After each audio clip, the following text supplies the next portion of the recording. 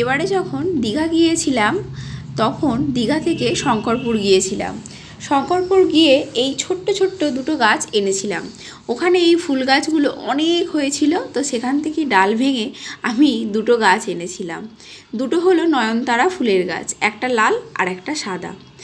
লাল আর সাদা, লালটা এখানে ছিল, সেই গাছটা থেকে ফুলটা খসে গিয়েছে, আর সাদাটা এখানে রয়ে গিয়েছে। তোমরা কারা কারা নয়নতারা ফুলের গাছ চেনো আর কারা কারা ভালোবাসো প্লিজ কমেন্ট করে জানিও।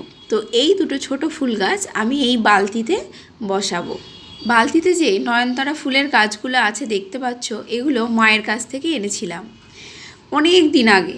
দুটো এরম ছোট ছোট চারা এনেছিলাম, তো সেইটা থেকে এত গাছ হয়ে গেছে। তো ভাবলাম বালতির মধ্যে এদেরকেও বসিয়ে দিই। দুটো ছোট্ট ছোট্ট গাছ এখানে একটুখানি মাটিটা খুঁড়ে, এখন তো বৃষ্টি হচ্ছেই, মাটি নরম, হাতে করে খুঁড়ে দুটো গাছ বসিয়ে দিলাম। জানি না হবে কি বলতে পারছি না, তবে হলে বেশ ভালোই লাগবে। ওখানে ফুলের গাছগুলো এতই ভালো লাগছিল যে দেখে আর থাকতে পারলাম না, দুটো ডাল এনেছিলাম আর এখানে বাড়িতে বসালাম। দেখা যাক হয় কি না। তো আবার দেখা হবে নেক্সট ভিডিওয়ে। ভিডিওটা ভালো লাগলে প্লিজ একটা লাইক করে দিও।